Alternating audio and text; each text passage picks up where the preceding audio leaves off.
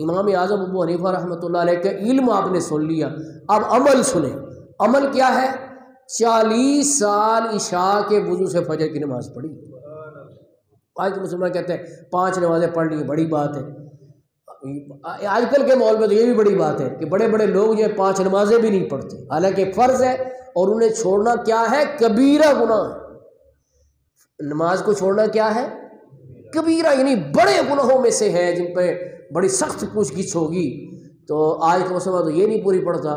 تو امام اعظم ابو حنیفہ رحمۃ اللہ علیہ وہ ہیں جنہوں نے 40 سال عشاء کے وضو سے فجر کی نماز پڑھی۔ جب آپ رحلت فرما گئے تو آپ کے ہمسایوں میں سے ایک بچے نے اپنے باپ سے یہ سوال کیا کہ ہماری چھت پر ایک ستون تھا، اب وہ نظر نہیں آتا۔ تو جواب دیتے ہوئے باپ رو پڑا کہ جس کو تم ستون سمجھتے تھے وہ امام اعظم ابو حنیفہ تھے، جو راتوں کو اپنی چھت پہ اتنا لمبا قیام کرتے تھے، قرآن پاک جتنا یاد تھا وہ قیام کی حالت میں پڑھتے تھے، جس کی وجہ سے وہ بچہ جو رات کو گرمیوں میں اوپر سوتا ہوگا وہ اس نے اس کو ستون سمجھا۔ اور اس میں ایک اور درس بھی ہے کہ مطلب ستون میں حرکت نہیں ہوتی۔ آج کا مسلمان نماز پڑھتا ہے تو کبھی ایسے کرتا ہے، کبھی ایسے کرتا ہے، کبھی توجہ ادھر ہوتی ہے، کبھی ادھر۔ اس نے سمجھا کہ یہ بے جان ہے، اس طرح سے آپ نماز کھڑے ہو کر پڑھتے تھے امام اعظم جی۔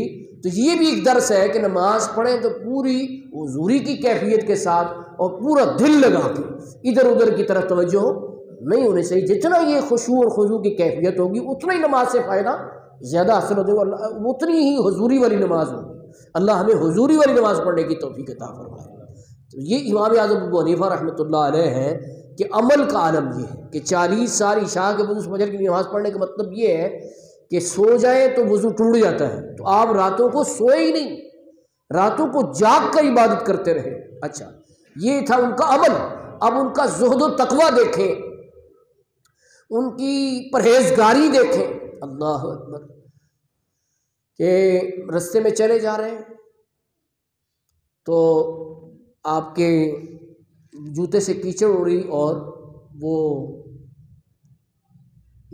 جو دیوار تھی سڑک کے ساتھ اس کے اوپر پڑ گئی، تو آپ غور کر رہے ہیں کہ یہ جو کیچڑ ہے اس کو میں کیسے اتاروں، کہ کوئی مسلمان کی دیوار ہے۔ آج کل تو لوگ کسی کی دیوار کا احساس اور پاس کرتے ہی نہیں ہیں، ٹھیک ہے نا؟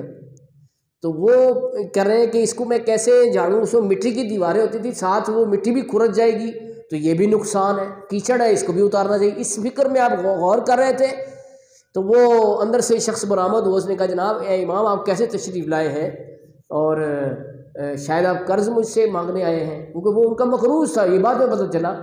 تو شاید وہ قرض میں بڑا گھبرایا۔ آپ ہمارا کیوں گھبرا رہے ہو؟ انہوں نے کہا جی یہ مثلا میں سمجھوں کہ شاید آپ قرض مانگنے کے لیے آئے ہیں۔ کہا نہیں قرض کے لیے نہیں، میں تو اس فکر میں تھا کہ یہ جو کیچڑ ہے اس کو کیسے صاف کیا جائے جو دیوار پر لگی ہے، کہ اگر کھرچتے ہیں تو پہلے سے جو دیوار میں مٹی ہے وہ بھی ساتھ ہی گر جائے گی۔ یہ پرہیزگاری ہے، یہ کیا ہے؟ تقویٰ ہے۔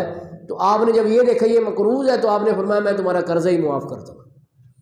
یعنی اس حد تک جو ہے وہ تقویٰ اور پرہیزگاری۔